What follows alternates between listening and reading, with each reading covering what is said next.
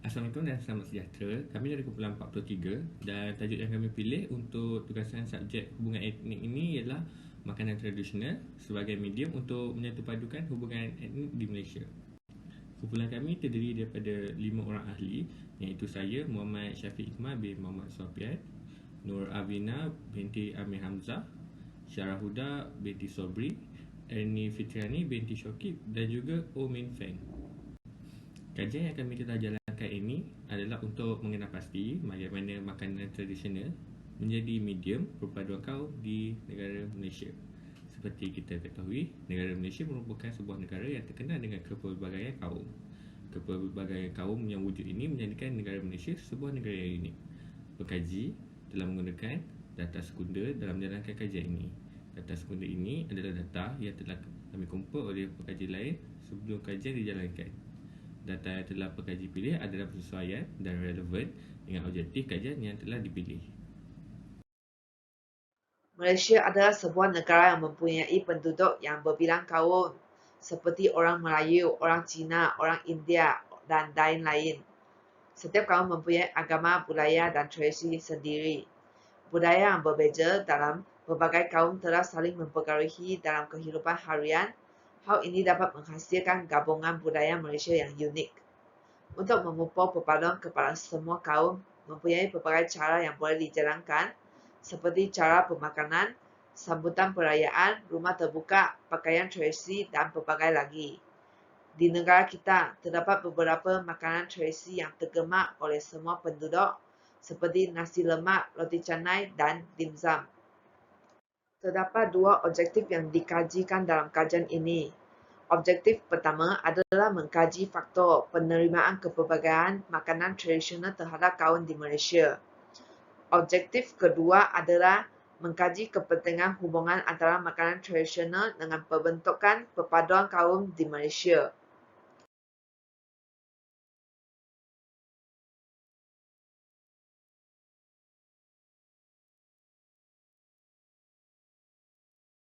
Assalamualaikum warahmatullahi wabarakatuh. Nama saya Syarah Huda binti Sobri. Okey, pada hari ini saya akan berbentang faktor penerimaan makanan tradisional terhadap kaum di Malaysia.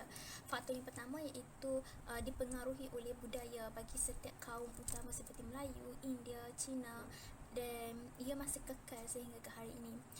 Kebiasaannya makanan ini disediakan semasa berlangsung upacara tertentu seperti majlis perkahwinan, perayaan gotong royong dan sebagainya. Contohnya setiap kali sambutan Hari Raya Aidilfitri, masyarakat Melayu khususnya akan mengadakan rumah terbuka yang menyajikan makanan seperti ketupat, rendang dan lemang. Dan aktiviti kunjung-mengunjung setiap kali perayaan membolehkan mereka ini mencuba dan menerima makanan tradisi ini daripada kaum lain. Seterusnya, faktor demografi. Kita ketahui setiap negeri di Malaysia khususnya terkenal dengan makanan tradisi masing-masing. Antaranya adalah negeri seperti negeri Pulau Pinang terkenal dengan laksa Penangnya, Perak terkenal dengan tempoyaknya, Kelantan terkenal dengan budu dan Negeri Sembilan terkenal dengan masak lemak cili apinya.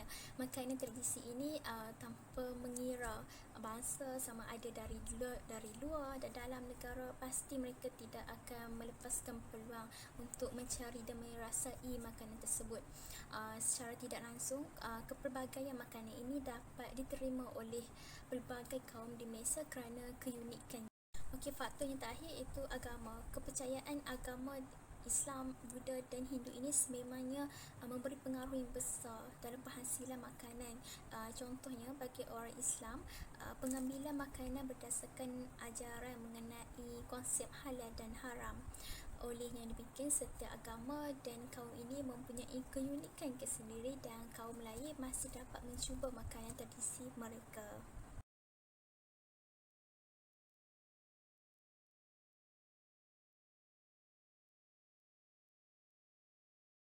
Saya akan meneruskan pembincangan ini dengan menerangkan kepentingan antara makanan tradisional dengan pembentukan kaum di Malaysia. Yang pertama ialah menerima kepelbagaian makanan sesebuah kaum. Setiap etnik memiliki cara masakan tersendiri yang mana mereka bebas mengamalkan cara hidup masing-masing, terutama dalam aspek makanan.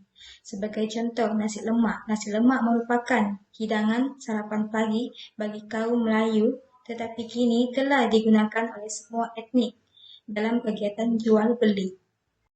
Yang kedua ialah mengeratkan perpaduan hubungan antara kaum. Setiap etnik akan melakukan majlis perayaan terbuka. Sebagai contoh, majlis perayaan terbuka seperti Hari Raya Aidilfitri bagi kaum Melayu, yang mana kaum Melayu akan menjemput saudara-saudari dari pelbagai kaum untuk berkunjung ke rumah kaum tersebut. Yang ketiga ialah memastikan generasi baru pelbagai kaum mengenal pasti makanan tradisional mereka. Peranan ibu bapa adalah penting dalam mendidik dan memperkenalkan sajian makanan tradisional mereka. Sebagai contoh, seorang ibu haruslah memberikan resepi makanan tradisional mereka kepada anak mereka, seperti majalah, jurnal, akhbar, dan sebagainya. Baiklah, secara keseluruhannya dapat kita rumuskan bahawa daripada makanan tradisi sesebuah kaum ini juga dapat membentuk perpaduan dalam kalangan masyarakat majmuk di Malaysia. Hal ini kerana makanan yang terkenal di antara tiga bangsa terbesar di Malaysia iaitu Melayu, Cina dan juga India dapat lebih dikenali oleh masyarakat di Malaysia. Selain mengetahui keunikan yang ada pada setiap jenis makanan itu sendiri, dapat menarik kaum-kaum yang lain untuk merasa makanan tersebut. Selain itu, melalui kajian tentang makanan dari pelbagai bangsa ini juga menyumbang kepada tahap pemahaman dan perpaduan kaum di Malaysia. Maka sehubungan dengan itu, masyarakat juga dapat lebih memahami serta mengetahui pelbagai jenis variasi makanan dari pelbagai jenis kaum. Dan kepelbagaian bangsa, agama, budaya di Malaysia secara tak langsung dapat menarik dan juga menjadi pemangkin kepada perkembangan variasi jenis makanan warisan yang mengukuhkan lagi perpaduan di negara ini. Dan perpaduan antara kaum terhadap makanan tradisi ini membawa kepada perkara yang positif dan juga pendedahan mengenai makanan-makanan dari pelbagai jenis kaum perlu diperkemaskan lagi supaya masyarakat di Malaysia mengetahui tentang makanan tradisi tersebut dan tidak dapat dilupakan oleh generasi-generasi yang akan datang.